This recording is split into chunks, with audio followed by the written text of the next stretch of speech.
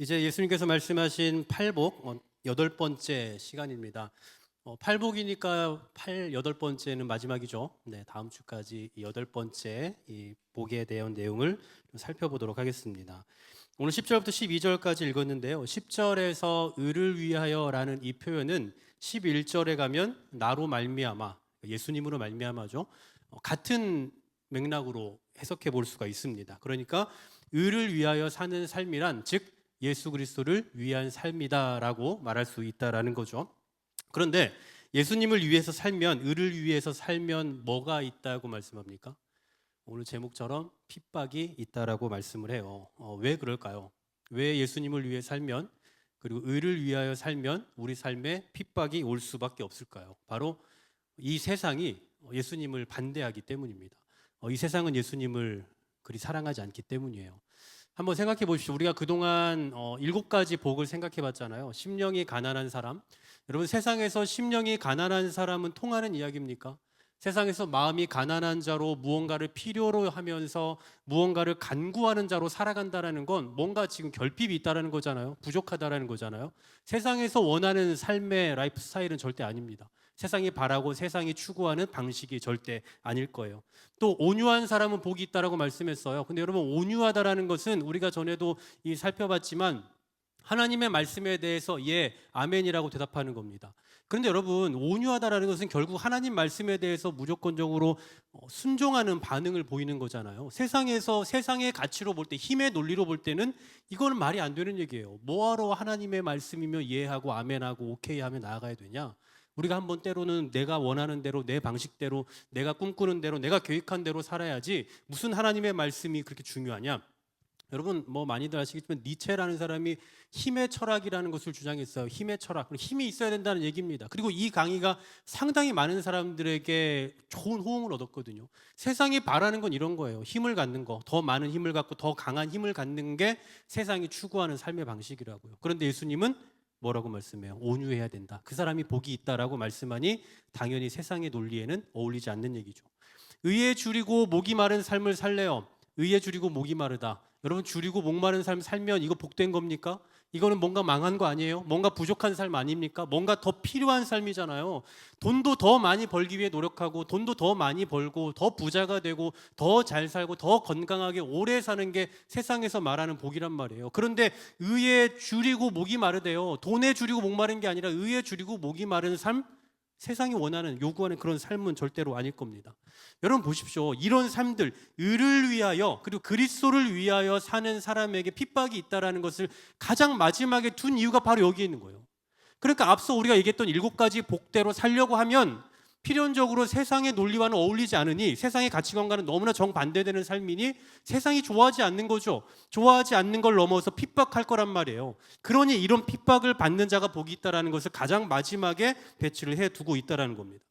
근데 여러분, 이 말씀은요, 오늘 여덟 번째 의를 위하여 핍박받는 자에 대한 복은 사실 그냥 교회 다니는 사람들이 겪는 삶은 아니에요. 그냥 여러분들 그냥 교회 다닌다고 해서 핍박받지 않습니다. 걱정 안 하셔도 돼요. 근데 죄송한 얘기지만 정말 여러분 제대로 신앙생활 하시면, 정말 신앙인답게 신앙생활 하시면요, 그리고 성경이 요구하는 그런 삶을 살아가시면 죄송하지만 핍박이 있습니다.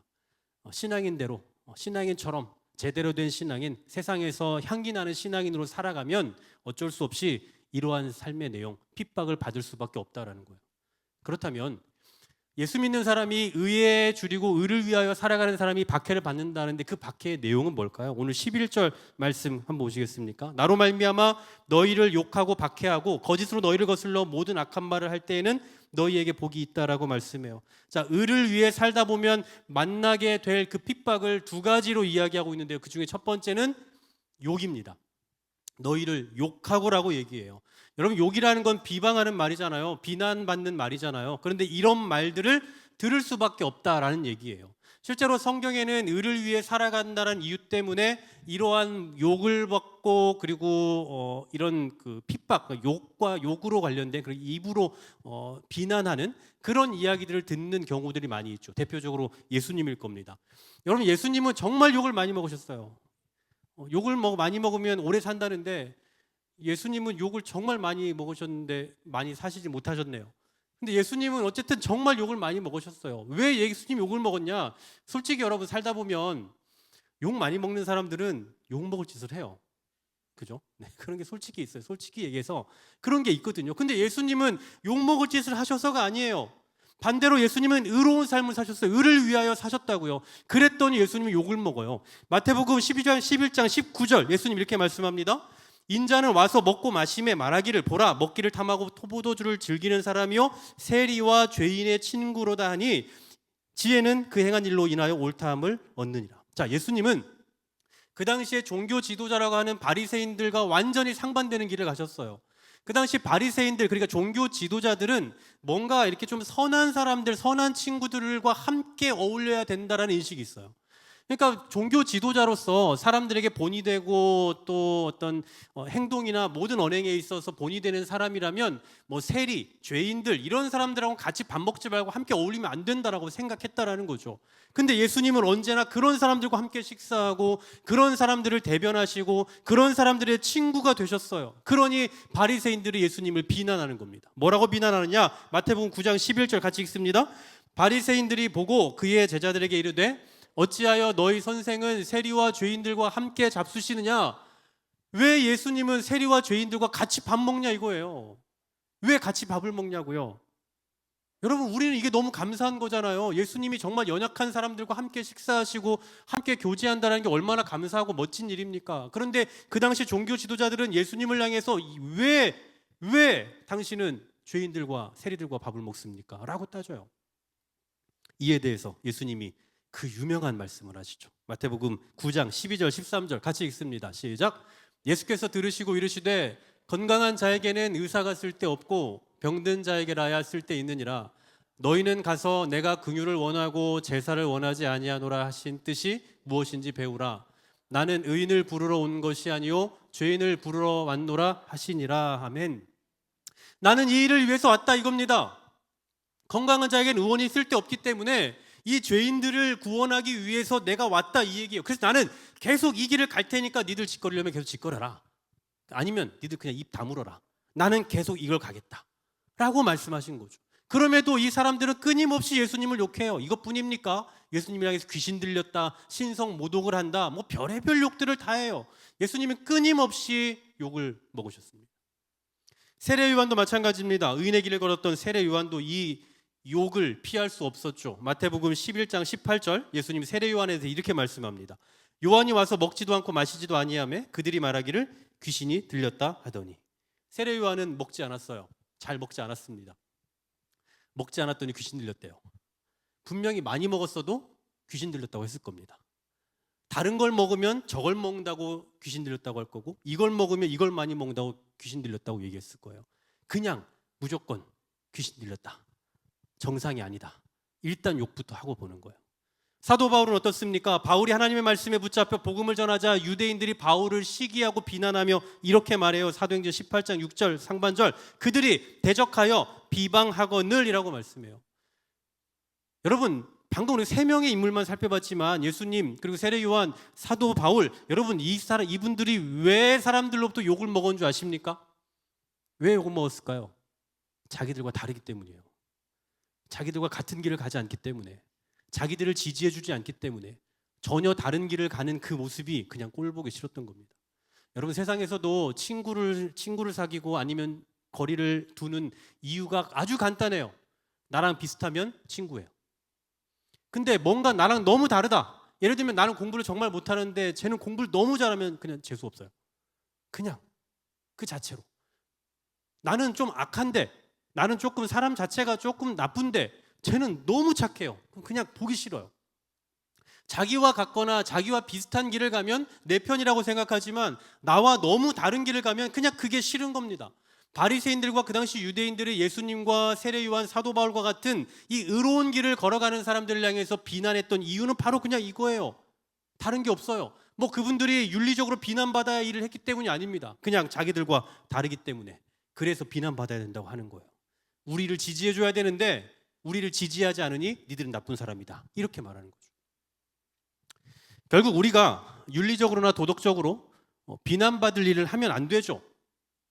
그러나 신앙을 지킴으로 인해서 받게 되는 그 비난은 그냥 당연한 줄 알고 받을 수밖에 없는 거예요. 왜냐하면 세상의 입장에서 볼 때는 자기들과 다르니까요. 다시 말씀드립니다. 우리가 윤리적으로 도덕적으로 비난받을 일을 하면 안 돼요. 그거는 뭐 당연히 비난받아야 되는 마땅한 거고, 그 외에 그냥 우리는 의를 위하여 우리는 신앙의 길을 걸어갈 뿐인데 세상이 자꾸 우리를 미워하고 싫어하고 비난한다, 욕한다? 그럼 그냥 그런 줄 알고 받을 수밖에 없는 거예요. 도대체 나는 멀쩡하게 잘 살았는데, 나는 지금 건강하게 잘하고 있는데 왜 나를 욕하냐라고 따질 것도 없어요. 그냥 다르니까 싫은 겁니다. 두 번째로는요, 박해예요. 박해. 첫 번째로는 욕이었잖아요. 핍박의 내용 중에 박해가 있는데, 요한복음 3장 19절 20절 말씀 우리 같이 읽어봅니다. 시작. 그 정죄는 이것이니 곧 빛이 세상에 왔으되 사람들이 자기 행위가 악함으로 빛보다 어둠을 더 사랑한 것이니라. 악을 행하는 자마다 빛을 미워하여 빛으로 오지 아니하나니 이는 그 행위가 드러날까 함이요. 아멘. 여러분, 악을 행하는 사람들은 결국은 어두움 가운데 거하는 사람들입니다. 여러분, 어두움 가운데 거하면, 어두운 데 있다가 갑자기 밝은 빛에 나오면 눈이 안 떠지잖아요. 그런 것처럼 어둠에 있는 사람들은 밝은 것 자체를 싫어해요. 그러니까 그리스도인들은 빛이라고 성경은 늘 말씀하잖아요. 우리는 빛이다. 예수님은 빛이에요. 빛 안에 거하는 겁니다, 우리는. 그런데 빛으로 우리가 살아가고 있다는 건 결국 세상이 볼 때는 어떤 의미냐면 자꾸 자기들의 어둠을 비추는 존재인 거예요. 그러니까 그리스도인들이 빛으로 살아간다는 것은 세상 사람들이 볼 때에, 세상의 가치관을 갖고 있는 사람들이 볼 때에 기분 나쁜 겁니다. 왜냐하면 자기들이 죄인이라고 자꾸 지적하는 것처럼 보이니까요. 결국 그런 이유 때문에 우리를 사랑하지 않아요. 요한복음 15장 19절 하반절에 보면 이렇게 말씀하죠. 세상이 너희를 미워하느니라. 세상이 너희를 미워하느니라. 다른 거 안 하고 그냥 우리가 예수님께 속해 있다는 것 그 자체만으로도 어둠 가운데 살아가는 사람들은 우리를 미워할 수밖에 없다라는 사실이에요. 그러므로 의로운 자로 살아가려면, 의를 위하여 살아가려면, 즉 예수 그리스도의 이름을 위해서 살아가려면 이런 핍박을 받는 것을 각오해야 되는 겁니다. 여러분, 예수 믿으면 복 있죠. 복을 받아요. 그런데 우리 지난주에도 제가 말씀드렸지만 진정한 샬롬도 있다고요. 그런데 예수님은 우리에게 그냥 너 복 받아라, 너 세상에서 잘 살아라 라고 우리를 세상에 보내주지 않으셨어요.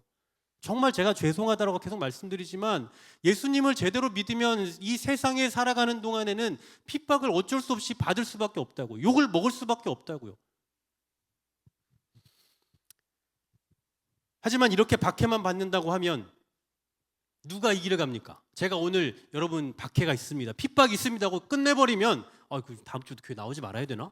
이런 생각을 분명히 하실 거예요. 이렇게 살라고, 이렇게 핍박받으라고 하면 누가 이 길을 갑니까? 여러분, 예를 들면 치과를 가면, 치과는 애나 어린이나 다 싫어하잖아요. 근데 아이들을 데리고 치과를 데려가는 이유는 뭡니까? 설득을 어떻게 시켜요?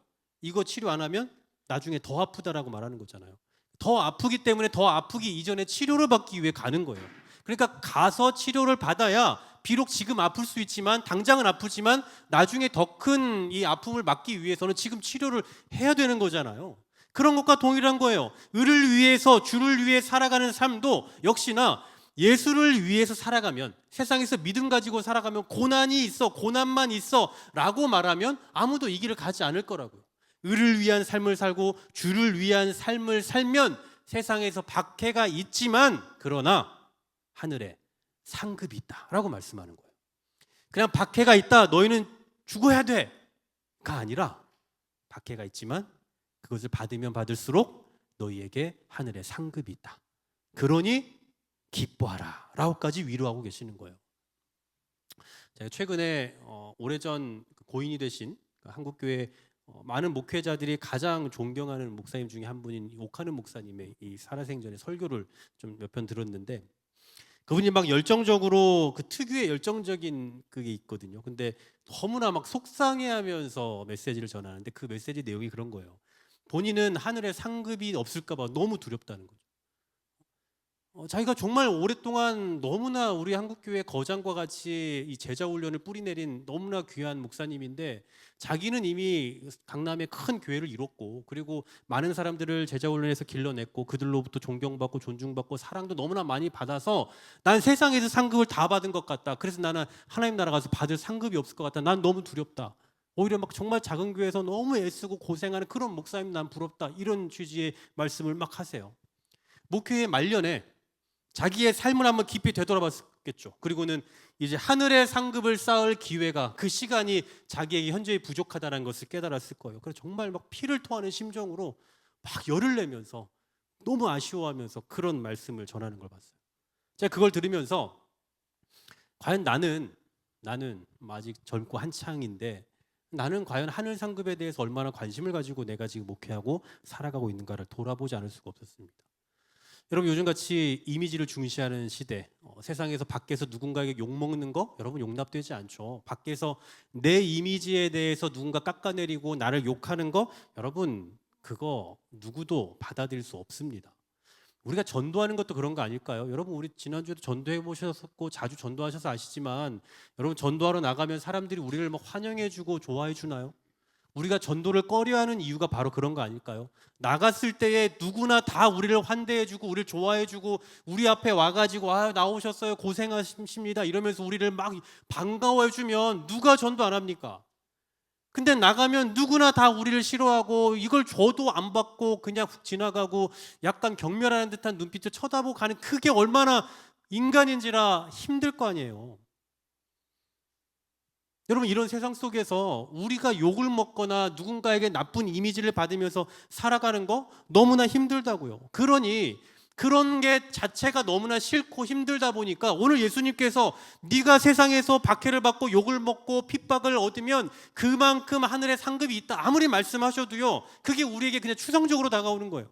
머리로는 이해가 간다니까요. 그래, 내가 여기서 세상에서 이렇게 하면 하늘의 상급이 쌓이겠지. 내가 세상에서 상급을 받지 못하고 칭찬을 못 받으면 이 칭찬이 하늘에서 상급으로 쌓이겠지 라고 머리로는 이해가 된다고요. 근데 가슴으로 그게 안 받아들여져요. 너무 화가 나는 거죠. 감히 날 인정해 주지 않아? 이러면서 화가 나고. 근데 여러분, 우리가 믿음으로 산다는 이유로 욕을 먹는 만큼, 그리고 칭찬을 받아야 되지만 칭찬을 받지 못하는 만큼 하늘에 상급이 있다는 사실 믿으시기를 소망합니다. 저는 여러분 이 말씀을 왜 확신하냐면요, 우리 하나님은 우리를 손해보게 하려고 우리를 이 땅에 보내시지 않았다는 확신이 있기 때문이에요.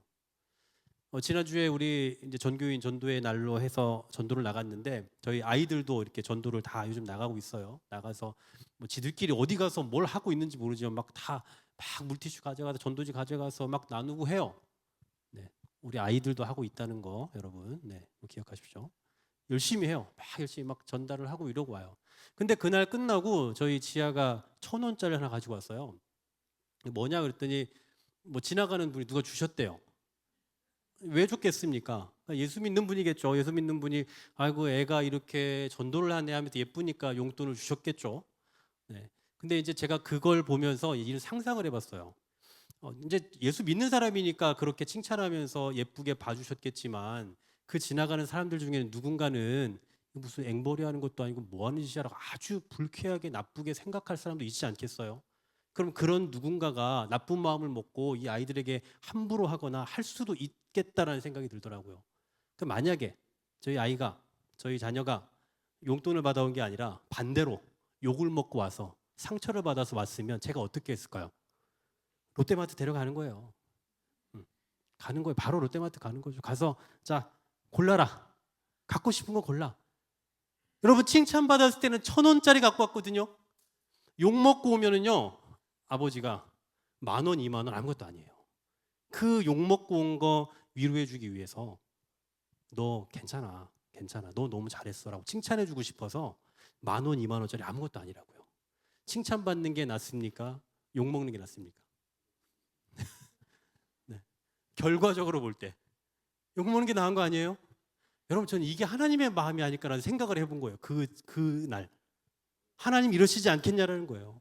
기억하십시오. 우리 하나님은요, 당신의 이름을 위해서 우리가 세상에서 박해를 당하고 욕을 먹는 이것을 가지고 나 몰라라 하시는 분이 아니라는 거예요. 하나님이 그것을 가지고 내가 하늘에 상급을 쌓는다 뭐 이런 표현을 하신 이유는 그냥 우리 위로하시려고 하는 게 아니라 정말 아버지의 마음으로 생각해 보시라고요. 제가 정말 아버지의 마음으로 우리 아이가 세상에서 복음 전하다가 상처받았을 때 내가 어떻게 할까를 생각하니까 최소한 그 정도는 하겠더란 말이에요. 근데 우리 아버지 되신 하나님이 우리가 세상에서 의를 위해서 핍박을 받는 것을 아시면서도 나 몰라라 하시겠냐라는 거예요. 절대 그럴 리가 없다라는 거죠.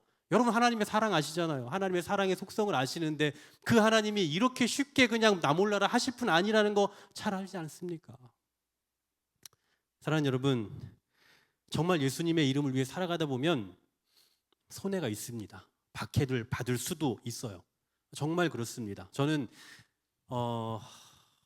예수 믿으면 잘 돼요. 여러분 예수 믿으면 사업이 잘 됩니다. 복 받습니다. 전 이런 거짓말 하고 싶지 않습니다. 하나님께서 우리를 세상에 보내신 것은 우리에게 복을 주신다고 하실 때는 그 복의 내용은 물론 이런 것도 있겠죠. 이런 것도 있죠. 근데 이건 저는 그냥 부수적인 거라고 생각하고요. 그냥 단순히 우리가 그런 거에 목매고 예수 믿어서 내가 잘 살기 위해, 예수 믿고 내가 건강하기 위해, 예수 믿고 내가 돈을 많이 벌기 위해 이것보다도 훨씬 더 가치 있는 복이 있다라는 걸 저는 믿거든요. 그러니까 여러분에게 단순히 제가 여러분 예수 믿으면 복 받는 거 하나도 없어요. 그냥 내내 고생만 해요. 이 얘기를 하고 있는 게 아니라 우리가 생각하는 그런 복이 아니라고요. 예수 믿음으로 인해서 우리에게 주어지는 복은 우리가 기대하고 우리가 생각하는 우리가 바라는 세상적인 가치 기준으로 놓고 볼 때에 좋다라고 말하는 그것을 얻는 걸 말하는 게 아니라고요. 그런 관점에서 본다면 어쩌면 예수 믿으면 손해볼 게 너무 많은 거죠. 예수 믿으면 핍박도 많이 받고 욕도 먹어야 되고 그냥 칭찬받아 마땅한데 때로는 욕을 먹어야 할 때도 너무나 많다고요. 그런데 여러분 괜찮습니다. 오늘 말씀대로 기뻐하셔도 돼요. 인정받지 못하셔도 기뻐하시면 되고요. 칭찬받지 못하셔도 기뻐하셔도 되고 대접받지 못하셔도 기뻐하셔도 됩니다. 그리고 잘했는데 수고했는데 오히려 욕을 먹고 오해를 받아도 괜찮습니다. 왜냐하면 우리가 받을 그 칭찬, 우리가 받을 그것들이 하늘의 상급으로 쌓이기 때문이에요. 이 상급을 가지고 또 이상하게 해석해서 했더니 또 하늘에 가서 돈을 해주셨네 이렇게 해석하는 것이 아니라 하나님께서 우리의 수고를 결코 모른 척하지 않으신다고요. 우리의 수고와 우리의 애씀과 우리의 핍박받음, 예수 그리스도를 위해 살아가는 우리의 삶의 노력을 하나님은 결코 모른 척하지 않으신다라는 사실입니다. 사랑하는 여러분, 어떤 박해를 받고 계십니까? 어떤 고난의 상황에 처해 계십니까? 오늘 이 말씀으로 위로받기를 소망하면서 시편 119편 71절 상반절입니다. 같이 한번 읽어봅니다. 고난당한 것이 내게 유익이라. 시작. 고난당한 것이 내게 유익이라. 아멘.